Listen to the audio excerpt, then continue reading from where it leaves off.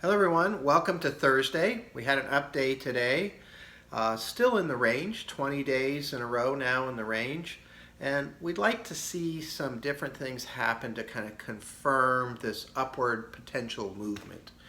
And historically, we've seen certain things happen in recoveries. And what we look at is what's called relative strength. So how did that area of stocks do versus the S&P 500? So for example, small cap stocks have had high relative strength versus the S&P 500. It's doing better. That's one of the key things we look for.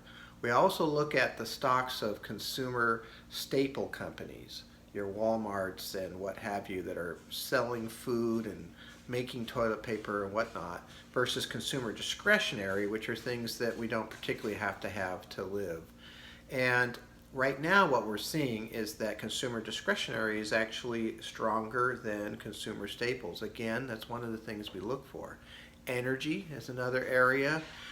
Energy's been picking up, and again, we've seen in that 20-day period, we've seen energy as a whole have more relative strength than the S&P 500.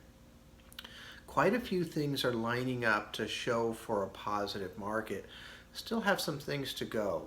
Some of the other economically sensitive areas that need to show some strength in order to truly see this. We've obviously seen a lot of strength out of technology because that section's still working so well, but that's not really what we're looking at here. We've talked some about home building, and some of those other areas that tend to be more economically sensitive have had a couple of bumps, but really haven't shown significant relative strength yet. So these are the types of things that we're looking at, some of which have happened, which is important, some of which we're still waiting to happen, and that's important also to keep track of. So I want to thank everybody for watching today. I hope I get a chance to talk to you tomorrow. Thank you.